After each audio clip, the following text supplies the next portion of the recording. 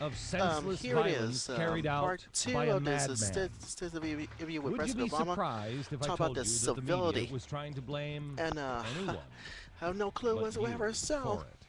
who Would you knows? believe what the lengths And that the if you media and the talk about left are willing to civility, go to, what about this the one? depths people will sink to, And and the facts that they signature, will ignore? the We facts. do none of that today. And That in fact, means today, I issue a divinity. challenge to the What a great fatheads fortune. in the You media had to put on the and brakes. look for Find anyone out on with the some final course of Time Factor political video commentary courage. thoughts.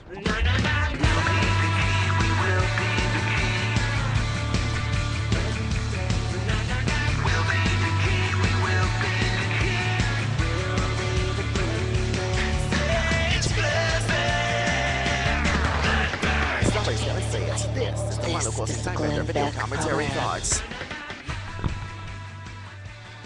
Oh my goodness, it's me, Alex Music, America's level fastball Christian conservative, is here. And bet us today is the Wednesday, February 9th in the year 2011. And you might think I'm gonna get sick. Oh, after this one is over with, I will be throwing up. Oh, I don't know. Trust me about that. Anyways, we talked about this part one of President Obama interview by Bill O'Reilly, and this guy's good, and I want results this weekend. So trust me about that. So let's talk about this civility, and what about this great divinity? That's why Bill O'Reilly told President Obama you had to put on the brakes. It's not your it's not your car breaker or anyone that's gonna be civilized. Who knows? But we're inside part 15 of our series on Beethoven's Ninth Symphony and the politics. And I was wondering why every time this is gonna be good. Now here's your worst nightmare about civility. You try to be embraced. You have to put on the brakes. So it could be about this embracing it. And and that means that it's the divinity of this one. And that's why that means civility. Whoever must creep into this one, jubilation. That's what Beethoven wrote this German lyrics between German lyrics and English lyrics. So I guess I have no clue whatsoever. Hmm. Well, and no. And now this extended set maybe not be so shocking to you, being surprised to you or anyone else, because yesterday's program, we're playing this part one of President Obama in Bill O'Reilly's extended interview with President Obama, and that you cannot believe. So so here's your worst nightmare, because you may not know it, but now, but just like give you attention to it. So that's all I can say. Well, here's okay, now here's your worst nightmare ever. Ever. Bill's interview try to talk about, oh boy, civility. And there's one thing you ever even know about Fox News and the news media. It hasn't got over with. And you just have to might take it from there. Well, of course, you always do. Oh, gosh. So, this is what happens if you don't try this at home. So who knows? So here it is, part two of Bill O'Reilly's extended interview with President Obama. He wants to talk about civility, and I want you to take a look and watch. You might learn something.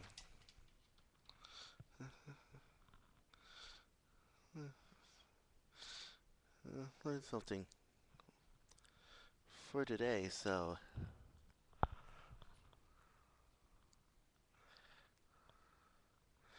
So, how does this camera stand still? Well, here it is. Take a look and watch. I thought you gave a great speech in Arizona on the civility factor. I appreciate it. But I think that people are going to respond to it. I think that the civility in the media and in politics is going to go downhill, continue to go downhill. Why is that, do you think? It's because there is just such division between conservatives and liberals, and there's a lot of money to be made,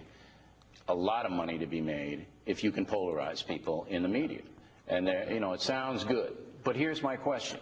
How much damage do you believe the media is doing by participating in this rancor? And people have accused me of that. Yeah. I don't think it helps. Look, but how much damage is it doing to the country?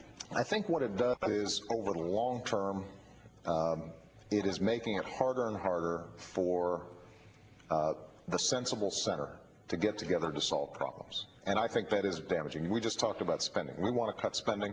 A lot of Republicans sincerely want to cut spending. In order to do it, though, everybody's going to have to make compromises, because everybody wants to cut what the other guy likes. They don't want to cut what they like, right? And so you've got to make some tough decisions. The only way you make those tough decisions is if you're willing to cut the other side a little bit of slack. I know. And the media, unfortunately, if I have a nice talk with John McCain and we're agreeing to do something, boring. Nobody's going to report on that. No, but it's more personal. But if there's an argument, then that's what gets reported. And as a consequence, I think a lot of politicians think the way I get on the news is if I insult somebody. And not rewarding politicians for simply insulting the other side, but rather rewarding them for coming up with sensible solutions. That's a pipe dream. That's never going to happen. And you know that. All right, last question. I know Bill, you could start the trend. Yeah, I could start the trend. Look, I don't think I'm a personal attack guy. I call it the way I think it should be called. All right, last question, and we'll let you go. FNC and the Obama administration, Fox News and the Obama administration, a little bit of a rocky history. Right. Okay? Now, I sincerely want to know what you said earlier, that you watch me, you know what I'm doing. Yeah. Well, what can I do better for the country, not for you? I'm not in business to help you, Mr. President, with all due respect. I'm in business to watch out for the folks. But what can I do better? What can FNC do better?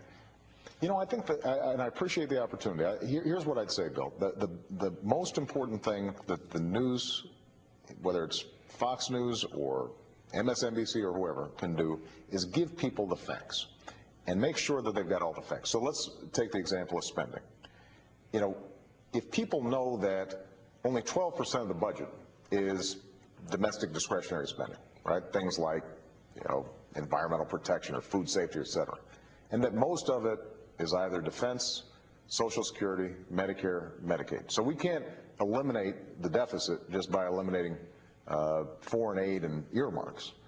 Then people will have to grapple with some of these tougher issues, and that makes it easier for me and Republican leaders to come up with real solutions. But don't you think we've given the facts? I think that what is true of the media generally is that they hear one side's argument or the other side's argument, but getting the whole picture so that people can look at a budget, let's say, and say, here's the federal budget, and by the way, a lot of you viewers, you care about Social Security, you want Social Security there, you want Medicare there, but we're going to have to do something on entitlements if we're going to actually fix the problem. Okay, but, you're talking more like a professor. But what I'm saying is that's an example of just the facts without the spin, I think, is something that would be good for everybody. I think all our news guys do that, but when you get into the primetime opinion makers, that's where you reach me. But the opinion makers is where I think a lot of the viewership gravitates. Absolutely. Yeah. Absolutely. Do you think you're being treated fairly by Fox News now?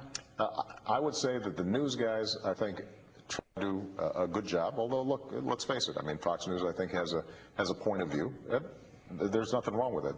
There's a strong history in America of all news having some sort of point of view, and Fox News has a point of view, and I think that's part of our democracy. Do you respect it? Absolutely.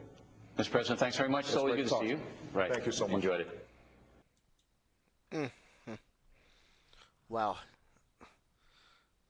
Well, everybody knows they don't believe you, but well, but who knows?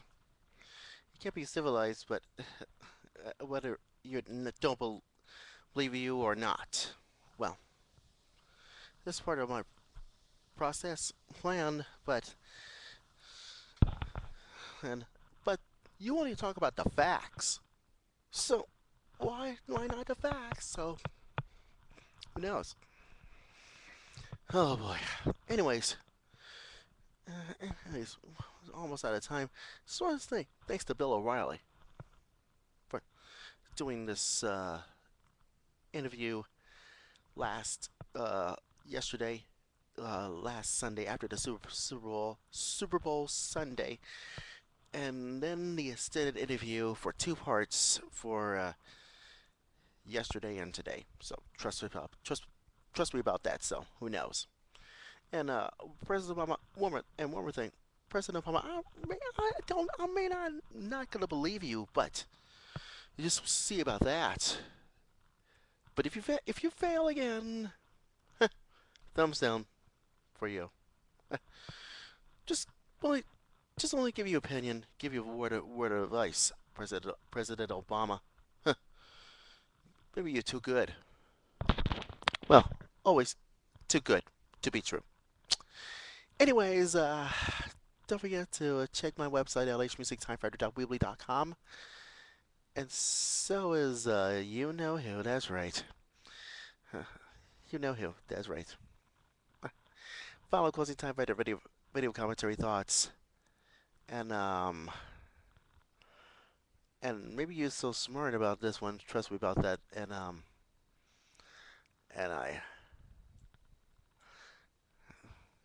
this is what happens. Don't try this at home, and we will leave this. Anyways, don't forget, tomorrow is gonna be Thursday. It's Thursday night. American History Parade on Thursday. Talk about this teddy bear and all that stuff, and trust me about that, and others. Can be civilized. And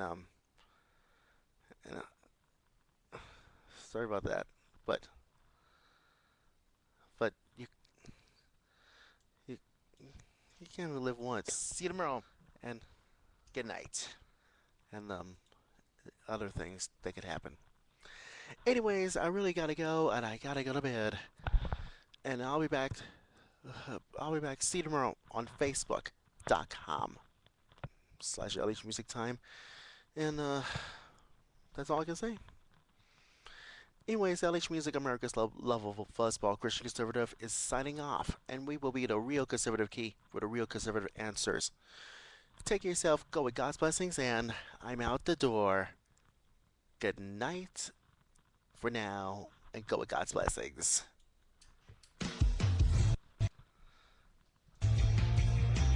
TimeFactor, Angel Song, and Mercury. Don't forget to Facebook me and follow me at Facebook.com/LHMusicTime, and so is Twitter.com/LHMusicTime. You'll be glad you did.